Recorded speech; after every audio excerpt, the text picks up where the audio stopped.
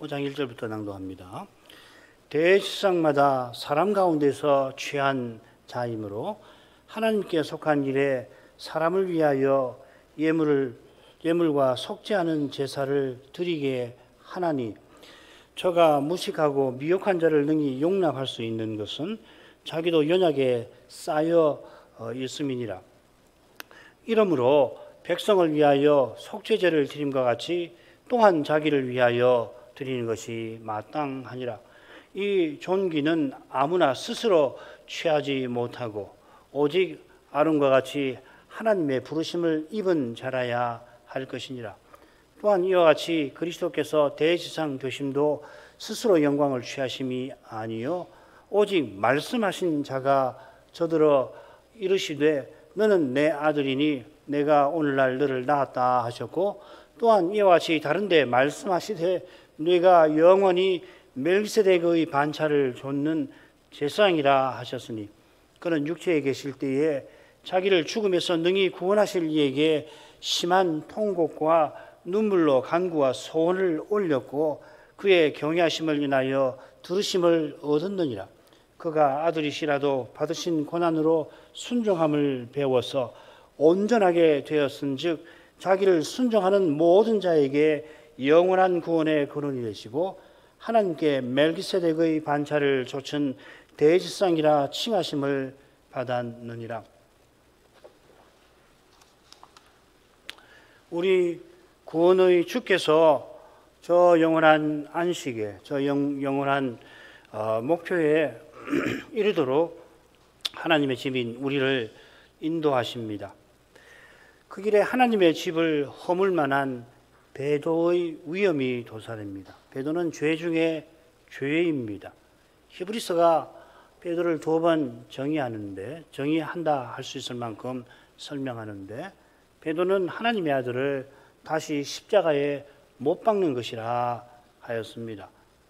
이는 죄사함 받을 길을 아예 막으려 하는 겁니다. 바리새인이 결국 천국문을 닫고 교인 하나를 얻어서 배나 지옥 자식 되게 했던 것과 비슷합니다.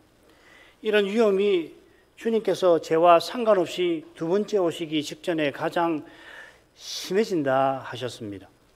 주님도 다시 오실 때에 세상에서 믿음을 보겠느냐 하셨습니다.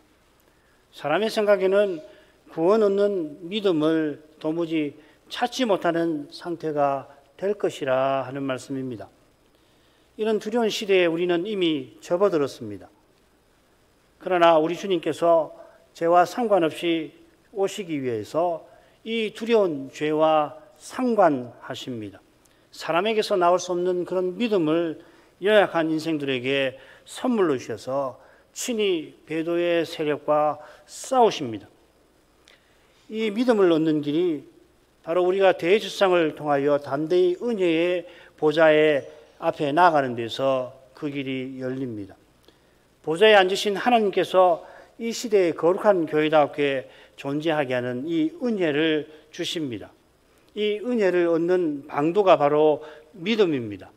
이 믿음을 불러일으키고 견고하게 하는 수단이 단연 하나님의 살아있는 말씀입니다. 은혜의 수단이 그 말이죠, 그렇죠? 기록된 성경이 이 살아있는 말씀인데 성신께서 이 성경을 통하여 이루시는 사실에 있습니다. 그리고 이것이 안식일 지킴의 핵심입니다. 안식일에 우리가 대제사장을 통하여 하나님께 나아가는데, 하나님께서 대제사장의 말씀 사역을 통하여, 히브리서 2장 12절이 그 말씀 아닙니까? 우리에게 하나님의 은혜와 은혜의 영광을 비추십니다. 그 은혜가 대제사장께서 우리를 체휼하시는 증거이고 하늘아버지께서 긍휼히 여기시는 그것입니다. 놀랍게도 안식에 들어가신 대제사장께서 우리와 함께 고난 받으십니다. 이를 위하여 그분은 지상에서 우리와 한결같이 시험 받아 주셨습니다. 우리가 믿음의 길에 얼마나 불쌍한 존재인지 주님만은 다 알아주십니다. 독생자를 아끼지 아니하신 사랑으로 아버지께서 자녀 삼으신 우리를 돌보십니다. 그 사랑의 거룩함이 때를 따라 도없는 거기서 드러납니다. 사람 생각에는 이제 망했구나, 이제는 길이 없구나, 포기해야만 하는가 보다 낙담하는 그때에 그래서 우리 눈에 이 절망, 어둠만이 가득한 그때에 정직한 자에게는 빛이 일어납니다. 신비한 빛이죠. 낙담되는 그때에 사람의 깨와 힘을 의지하지 않고 전심으로 주님의 자비하신 손을 바라는 이는 거기서 산 소망의 빛을 보는 겁니다. 그리고 그때가 가장 좋은 때구나, 바로 지금이구나, 지금일 수밖에 없구나 깨닫고서 주님의 거룩하심을 찬송하게 하십니다. 오늘 낭독한 말씀 줄거리를 간단히 보지요. 1절에는 아론 제사장의 정체하는 일이 나옵니다. 2, 3절에는 아론 제사장의 연약함을 강조합니다. 자기가 연약해서 백성의 형편을 동정할 수 있는 것이요. 그리고 4절에서는 아론 대제사장의 자격이 나옵니다. 그리고 이제 5절, 6절에는 짝을 이루어서 대제사장 그리스도의 자격이 언급되어 있습니다. 그리고 7절부터 9절까지 이 그리스도의 고난과 순종, 아주 놀라운 심오한 말씀이 여기 나오고, 10절은 이 그분이 멜기세덱 반차를 줬는 대제사장이라 정체를 한마디로 요약하고 있습니다. 이 부분은 우리가 7장부터 좁혀서 7장부터 10장 아마 중반부까지 다루게 될 긴 내용을 요약하고 있습니다. 이 내용을 잘 기억하고 있으면은 7장부터 10장 중반까지 이 히브리서 선지자가 뭘 말하는지를 놓칠 수 없게 될 겁니다. 아론 반차의 대제사장이 멜기세덱 반차의 대제사장과 비교가 됩니다. 비교하는 관점들이 있어야 되잖아요. 짝을 이루는 세 부분에 세 관점이 나오는데, 첫째 관점은 이 대제사장의 정체에 관한 거고요. 둘째는 이 대제사장과 백성이 하나 되는 점이 나옵니다. 세 번째 관점은 대제사장의 이 자격에 관한 겁니다. 아론 대제사장이나 멜기세덱 반차의 대제사장은 똑같이 하나님께 부르심을 받아 세움받고 백성과 하나 되어서 하나님을 향하는 일을 맡습니다마는, 아론 제사장은 자기가 연약한 탓에 연약한 백성을 용납하게 되지만은, 그리스도는 아들이신데도 연약한 우리를 위하여서 고난을 받아 순종을 배우십니다. 순종 그 자체이신 분이 우리를 위해서 순종을 배우셨습니다. 이런 차이가 정체와 자격에서도 당연히 드러나겠지요.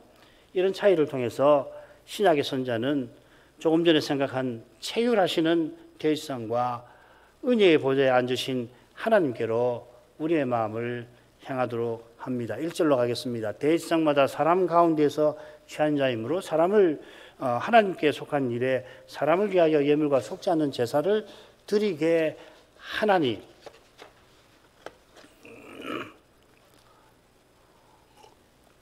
여기 이 단락이 역시 이유인즉슨하고 시작합니다.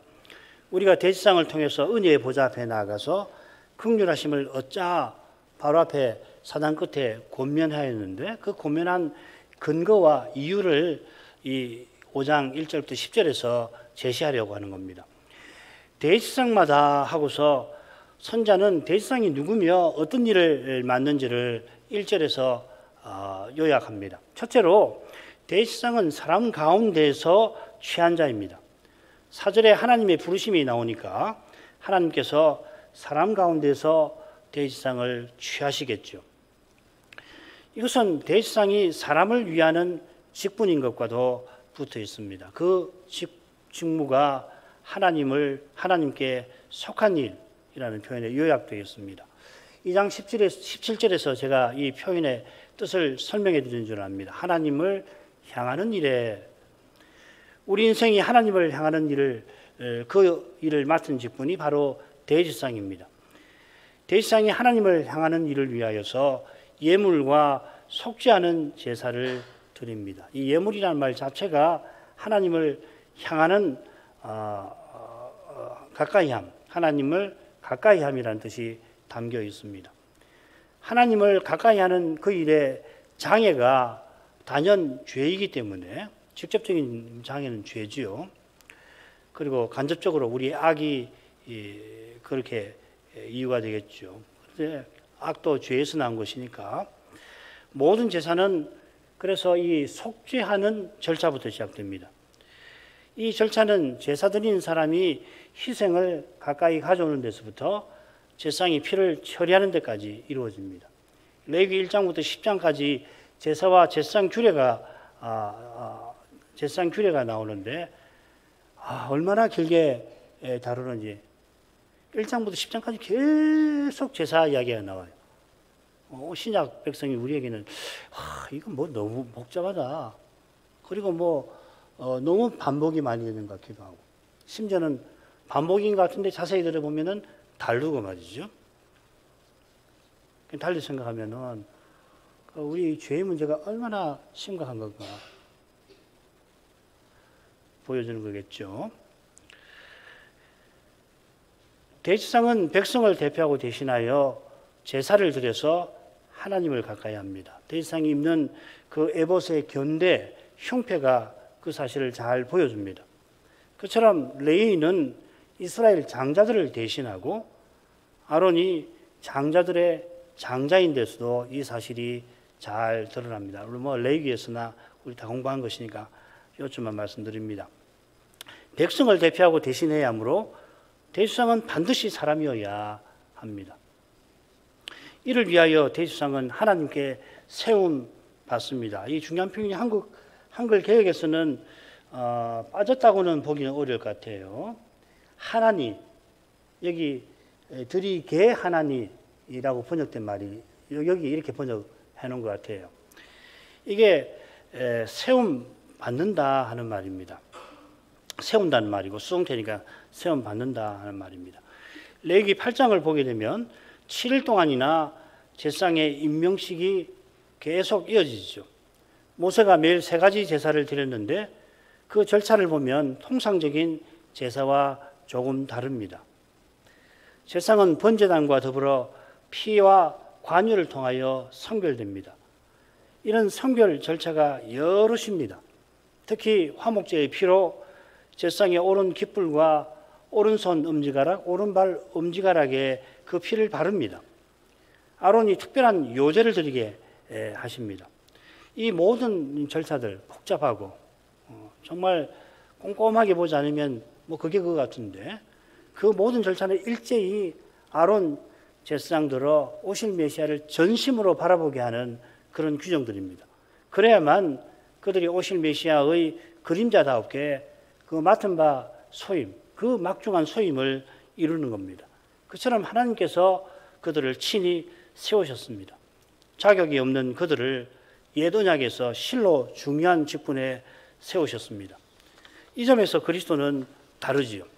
2절 3절로 가겠습니다. 저가 무식하고 미혹한 자를 능히 용납할 수 있는 것은 자기도 연약에 쌓여 있습니다. 이러므로 백성을 위하여 속죄제를 드림과 같이 또한 자기를 위하여 드리는 것이 마땅하니라. 아론 대제사장은 이 무식하고 미혹한 자들을 능히 용납합니다. 신약의 선자는 용납한다 하는 것을 강조합니다. 이 용납한다는 말이 헬라 말로는 체휼과 비슷하지만 다른 낱말입니다. 특별히 이 용납한다는 말은 감정을 조절한다는 뜻이 있어요. 어떤 감정이냐면 분노와 슬픔이 일어날 때 자제하는 걸 가리킵니다. 이 점이 나답과 아비후가 죽은 후에 여호와께서 아론과 남은 두 아들들어 슬픔에 휩싸여 직무를 중단하지 않게 하신 것과 붙어 있을 겁니다. 그처럼 제사장이 백성의 연약과 실수를 보고 과도하게 분노하지 않아야 모세가 사실 마지막에 분노하게 되잖아요. 그렇게 온유했던 모세가 백성들 때문에 분노해서 가나안에 못 들어가게 되는데 분노하지 않아야지 백성을 위한 제사를 잘 감당할 겁니다. 무식하고 미혹한 자들이라고 번역이 되어 있는데, 특별히 무식한 자라고 번역된 말은 속죄제나 속군제를 드려야 하는 사람으로 보입니다. 이 속죄제나 속군제는 그릇 모르고 알지 못해서 이 무식이라고 번역을 했는데, 조금 우리의 의감하고는 좀 다르죠. 몰라서 이 말이거든요. 모르고 계명을 어기거나 모르고 성물을 접촉한 사람입니다. 이런 경우에 속죄제와 속건제를 드려서 바르게 하나님께 나아가게 갈 수 있는 상태로 회복이 됩니다. 세상은 자기도 연약에 쌓여 있기 때문에 그런 처지를 이해할 수가 있습니다. 물론 이런 심정은 그가 제사 드리면서 죄가 생각나서, 자기 죄가 생각나서 오실 메시아를 바라보는 데에서 그런 심정이 생기는 거예요. 그렇게 안 하면은 자기도 사실 똑같이 연약한데도 백성과 근본적으로 나는 다르지 하고 자기를 높이기 쉽습니다. 그게 미리암과 아론이 모세를 비방한 원인일 거고, 그처럼 고라 일당이 반역한 이유일 겁니다. 고라가 자신이 아론보다 못하지 않다, 실은 아론보다 내가 낫다고 여긴 탓에 실로 무도한 죄를 범한 겁니다. 고라와 작당한 레위인 250인도 자기네가 아론은 물론이고 일반 백성과 달라서 레위 직분에 세움 받은 게 아니라는 거, 별 볼 일 없는 백성하고 똑같은데 레위 직분에 세웠다는 것을 망각을 한 탓에 결국은 영광구름에서 나온 불에 삼켜졌던 거 아닙니까?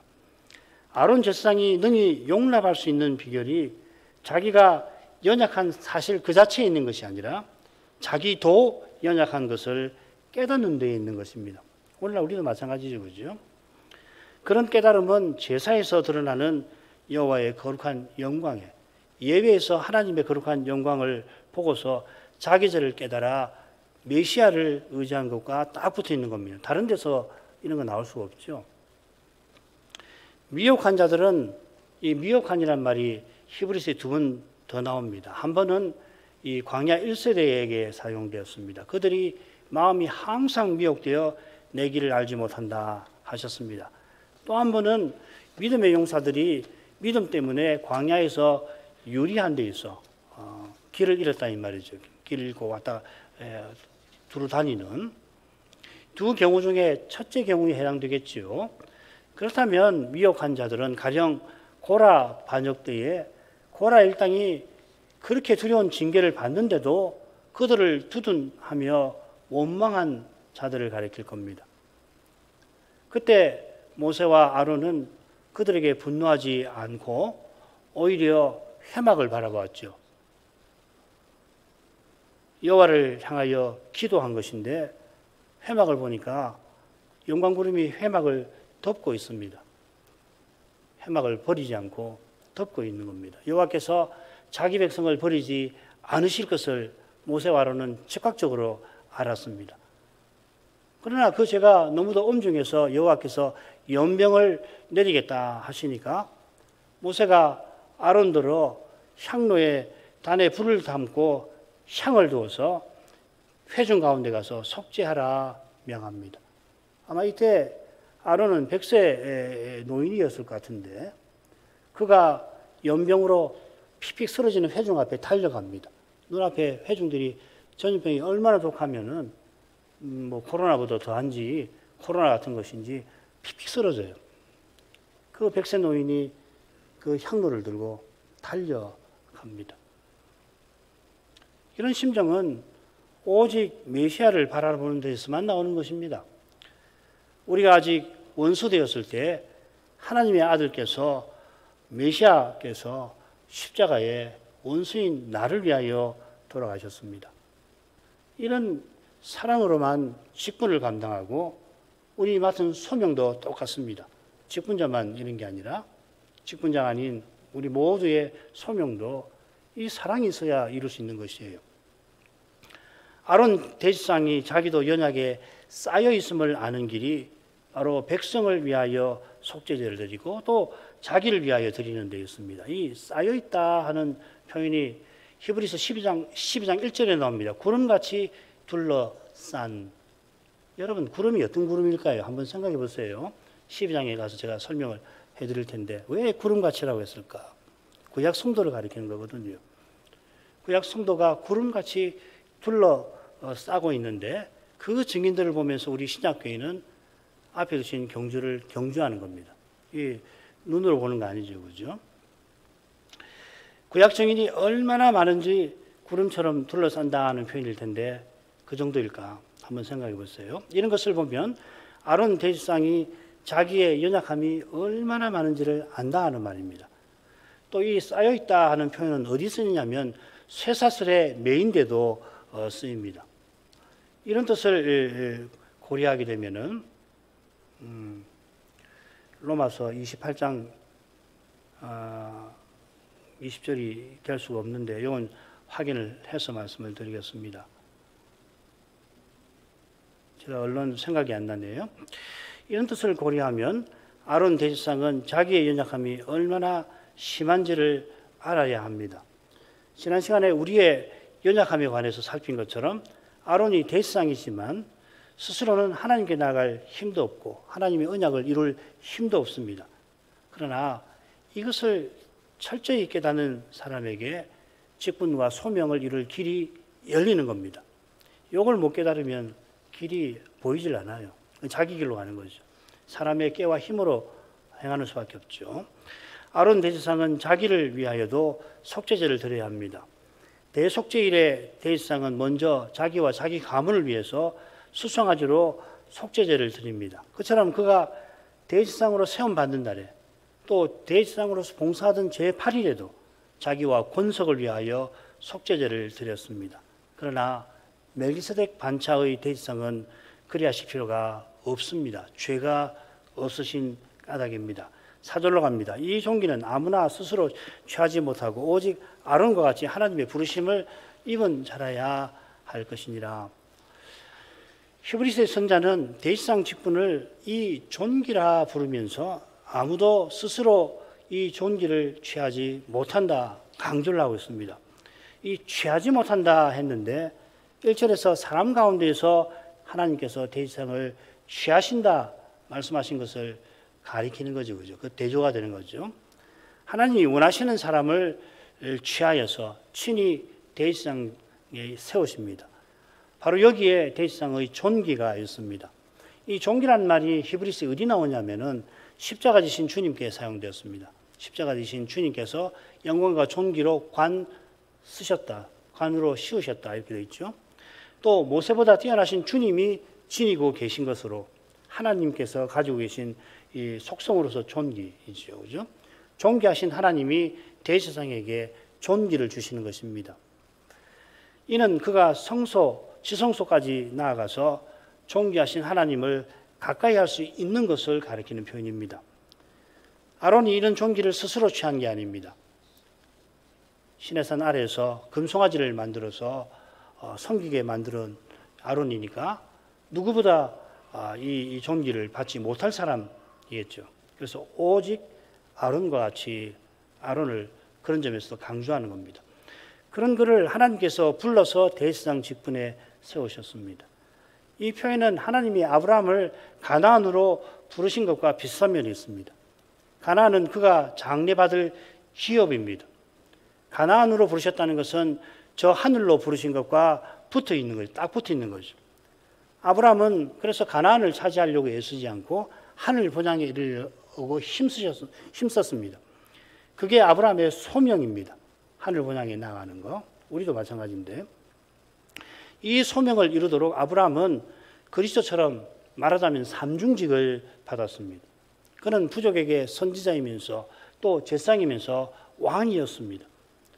비슷하게 아론이 부름받아서 대지상에 세움받은 것은 아브라함이 바라보던 하늘에 이르기 위함이었습니다. 우리의 직분과 소명도 저 안식에 이르라고 주신 방편들입니다. 바울 서신에 따르면 직분과 소명은 그리스도를 드러내는 방편인데 그리스도가 영광의 소망이시니까 역시 직분과 소명도 다시 오시는 그리스도를 향하는 겁니다. 항상 다시 오시는 주님과 견주지 않으면은 그 주님을 보면서 직분을 생각하지 않으면 풀 길이 없어요. 소명을 알고 받들고 나갈 수가 없습니다. 이게 고린도전서 7장의 주제이기도 해요. 돌아가셔서 고린도전서 7장을 한번 읽어보십시오. 바울이 딱 그 점에서 7장 한가운데서 이 소명을 이야기를 하고, 그리고 마지막 단락에서 다시 오시는 주님이라고 하는 관점에서 소명을 다루고 있잖아요.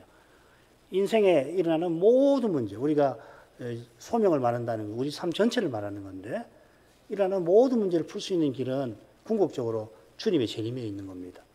그런데 재림하시는 주님이 믿음으로 이미 우리에게 영광의 소망으로 계시니까 우리는 좀 특이한 상태에 있는 거죠. 그죠? 다시 오실 그날까지 마냥 기다리는 게 아니라 이미 믿음으로 해답을 얻는 것이기도 하는 거죠. 자, 그 다음으로 가죠. 또한 이와 같이 그리스도께서 대제사장 되심도 스스로 영광을 취하심이 아니요 오직 말씀하시니까 저더러 이르시되 너는 내 아들이니 내가 오늘날 너를 낳았다 하셨고, 또한 이와 같이 다른 데 말씀하시되 내가 영원히 멜기세덱의 반차를 좇는 제사장이라 하셨으니, 또한 이와 같이, 이는 4절에 오직 아론과 같이와 연결됩니다. 아론과 같이 그리스도께서 대제사장이 되셨다 하는 말입니다. 아무도 스스로 이 존귀를 취하지 못하듯이 그리스도도 스스로 영광을 취하심이 아닙니다. 그리스도께서 십자가를 통해서 영광과 존귀로 관 쓰셨습니다. 번역대로 하자면은 주님께서 스스로 영광의 관을 쓰신 것처럼 읽힙니다만은 하나님께서 영광의 관을 십자가 지신 그리스도에게 씌우신 것입니다.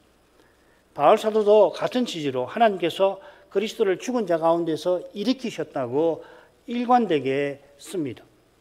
그리스도는 하나님으로서 목숨을 다시 얻을 권세를 갖고 계십니다. 버릴 권세도 있고 다시 얻을 권세도 갖고 계십니다만은 사람으로서는 아버지께 살리심을 받으신 겁니다. 아버지께서 그리스도에게 주신 부활의 몸은 단연 영광의 몸입니다.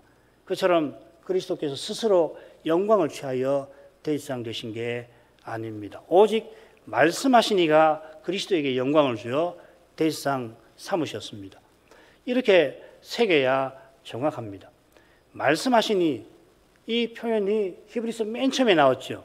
옛적에 말씀하신 하나님께서 이 모든 날 마지막에 말씀하셨습니다. 그때 생각한 대로 말씀하신 이는 언약 맺으시는 하나님을 뜻합니다. 하나님이 옛적에 시내산에서 우리 조상들과 언약을 맺으면서 아론을 대제사장에 세우셨습니다. 그 하나님이 이 모든 날 마지막에 우리와 언약 맺으시면서 그리스도를 새 언약의 중보자로 세우셨습니다. 이 표현이 히브리서에 3번 나옵니다. 히브리서에만 이 표현이 정확하게 나오죠. 우리가 이 주제를 7장 이하에서 자세히 살필 겁니다. 아론은 옛 언약의 중보자입니다. 모세도 그렇죠. 모세가 아론보다 사실 더 그렇습니다. 그처럼 옛 언약에는 중보자가 여럿입니다. 반면에 새 언약의 중보는 오직 그리스도입니다. 이 사실이 말씀하신 하나님께서 하신 그 말씀에 나옵니다. 하나님께서 그리스도에게 너는 내 아들이니 내가 오늘날 너를 낳았다 하셨습니다. 이 말씀이 첫째 대목 처음에 나왔죠. 1장 5절에 인용이 되었죠. 그죠? 이 말씀을 천사 중 아무에게도 하지 아니하시고 만물의 후사로 세운 그리스도에게 하셨습니다. 시편 2장 7절의 말씀입니다. 이 시편 2편은 1편과 더불어서 시편 전체의 머리말과 같습니다. 1편에 잘 아시죠? 악인들과 대조되는 한 분 의인이 등장을 하는데, 이 의인이 시편 2편에서는 메시아, 다윗의 자손으로 오시는 메시아로 소개가 되죠. 이 메시아는 다윗의 위에 올라서 영원한 나라를 다스리는 왕이십니다. 지금 메시아 곧 그리스도는 그리스도께서 대제사장 되심을 교훈하면서 그분이 왕위에 오르실 예언을 언급하고 있습니다. 신비한 긴장이 일어납니다. 우리는 정답을 다 알고 있는 터라 긴장은 그냥 당연한 거 아니냐 느낍니다만은 당시 구약에 정통한 사람들에게는 정말 신비한 일이었습니다. 주님 시대에 쿰란 동굴에 살던 사람들, 그 SNF라고 하는데 성경에 나오지 않습니다. 그분들은 메시아가 둘이 온다고 생각했죠. 우리가 볼 때는 뭔 소리냐 하지만은 정말 이 사람들이 구약을 얼마나 철저히 살피는가를 반증하는 겁니다. 한 메시아는 대지상으로 오고 다른 메시아는 왕으로 온다는 겁니다. 구약을 보니까 둘이 보이는 거예요. 그런데 다윗의 후손으로 오시는 메시아는 실은 영원한 아들이십니다. 메시아께서 왕인 동시에 제사장이신 것도 신비하지만은 성자께서 그리스도 되신 것은 더 신비한 겁니다. 모세가 사환으로서 하나님의 온 집에 충성했지만 그리스도는 아들로서 그 집을 충성스럽게 맡고 계십니다. 그런 모세도 선지자, 대제사장, 왕의 역할을 맡은 거 아니에요? 그러면 모세보다 뛰어나신 그리스도는 삼중직이 아니라 그 이상의 직분이 혹 있다 하더라도 그 전부를 맡고도 남으실 분이죠. 다윗의 후손에 관한 예언을 말씀하신 하나님께서 다윗을 통하여 그의 후손이 동시에 대지상이심을 예언하셨습니다. 인용한 말씀은 시편 110편 4절입니다. 다윗이 여호와께서 자기 주에게 말씀하신 것을 듣습니다. 1절 맨 처음에 나오죠. 이건 그가 성신에 이끌려서 하늘 어전에 올라가서 이상 중에서 본 것일 겁니다. 어떻게 사람이 이런 걸 알아요? 그 어전에서 보니까 여호와께서 자기의 주님에게, 그 역시 하나님이신 분이 아니에요. 말씀을 하신 걸 본 것이란 말이죠. 다윗이 자기 후손으로 오신 메시아를 내 주라고 부릅니다. 예수님께서는 마지막 화요일에 이 말씀을 들어서 바리새인을 시험하셨습니다. 다윗이 그리스도를 주라고 칭하는데 어떻게 그 후손이 그 주가 다윗의 후손이 되겠느냐 물으시니까 바리새인 중에 아무도 대답을 하지 못했고 더구나 그 후로부터는 감히 묻지를 못했다 하였습니다. 구약에 정통하다고 자랑하던 바리새인이 구약의 정수의 핵심에 이토록 무지하였습니다. 여호와께서 여호와의 종이 되시는 이 신비를 빼버리면 구약에서 남는 것이 뭐가 있겠습니까? 여호와께서 내가 네 원수로 발등상 되게 하기까지 너는 내 우편에 앉으라 하셨습니다. 이 말씀 역시도 히브리서 첫째 대목에 나오는데 앞서 인용된 말씀과 짝을 이룹니다. 천사 중 누구에게도 하지 않은 말씀, 아들에게 하신 말씀으로 승천하신 그리스도께서 다시 오실 때까지 하나님께서 원수들을 물리치실 것입니다. 여호와께서 이 다윗의 후손을 위해서 원수들을 물리치겠다 하시는 거죠. 이게 110편 후반부입니다. 5절부터 7절에 나옵니다. 그때까지 그리스도는 기다리신다. 히브리서에서 그렇게 교훈하죠. 히브리서 10장 13절. 그리스도께서 아버지 우편에서 기다리신다고 해서 아무 일도 하시지 않고 그냥 손 놓고 기다리신다는 말 아닙니다. 히브리서에서는 특별히 아버지 우편에서 간구하신다 하였습니다. 7장 25절. 그러므로 자기를 힘입어 하나님께 나아가는 자들을 온전히 구원하실 수 있으니 이는 그가 항상 살아서 저희를 위하여 간구하심이니라. 그리스도께서 우리를 위해서 항상 간구하시는 까닭에 그 기도가 연락되어서 그래서 우리가 하나님께 항상 나아가는 겁니다. 오늘도 예배 드릴 수가 있습니다. 우리가 하나님께 나아가는 길에 장애와 방해가 늘 있습니다. 사실 없는 날이 없는 거죠. 우리가 너무 둔해서 인식을 못할 뿐이지 하나님께 나아가는 길에 근원적인 장애와 방해가 늘 있잖아요. 그런데 이런 우리를 위해서 그리스도가 기도하시니까 하나님이 그 기도를 알겠다 들으시고 그런 다음에 그래 제 장애와 방해를 제거해 주시는 거죠. 요한계시록에 딱 그렇게 기록되어 있는 거죠. 우리 기도 올라가니까 천둥이 번개가 치잖아요. 하나님이 우리 기도를 들으시고 그리스도와 함께한 우리의 기도를 들으시고 땅에서 일을 행하시는 거 아닙니까? 장애를 제거하고 우리를 인도하시는데 그 일에 그리스도를 자기 일꾼으로 종으로 세워서 쓰시는 거죠. 그래서 그리스도는 하늘과 땅의 모든 권세를 받았는데 그 권세를 하나님이 지시하시는 그 일에 쓰시는 겁니다. 우리도 역시 마찬가지. 주님이 그 일을 하실 때 우리를 써주시는 거죠. 자, 이런 점에서 그리스도는 왕이라고 우리가 부르는 것이죠. 하여튼 이 그리스도의 왕되심과 이 제사장직, 특별히 이 기도에 대해서 우리가 히브리서 7장, 8장, 9장, 10장에서 생각을 좀 해야 할 겁니다. 기도가 중요합니다. 우리의 기도가 정말 중요합니다. 우리가 기도밖에 못한다는 말을 쉽게 하는데 우리가 할 수 있는 일이 기도예요. 그나마도 그리스도 안에서 할 수 있는 일입니다. 우리가 기도하는 것입니다. 기도한다는 말은 아무 일도 안 하고 손 놓고 있는다는 게 아니에요. 기도해서 하나님께서 알겠다 하시고 너가 이 일을 해라 하고 힘 주시는 걸 가지고서 우리는 하는 거거든요. 그것 없이 우리가 나서서 주의를 하는 게 아니란 말이죠. 실제로 기도에 우리가 할 수 있는 게 없습니다. 기도도 우리가 못하죠. 기도 마음만 먹으면 할 수 있는 게 아니잖아요. 기도해 보신 분은 알 겁니다. 기도할 수 없는 때가 있다 하는 거. 그건 뭐냐면 근원적으로 우리는 기도 못해요. 로마서 8장에 있는 것처럼 우리는 근원적으로 마땅히 구할 바를 알지 못하는 자입니다. 못했던 자가 아니에요. 우리는 마땅히 구할 바를 알지 못하는 자입니다. 아는 길은 하나예요. 성신께서 말씀으로 하나님께서 깨닫게 해주시면 그만큼 하는 겁니다. 다 하는 거 아니죠. 하나님께서 깨닫고 기도하는데도 하면 여전히 모르는 게 수두룩하죠. 왜 그렇습니까? 미래를 모르니까 무엇보다. 장래를 몰라요. 그런데 우리가 어떻게 다 장담할 수 있습니까? 한 걸음 한 걸음.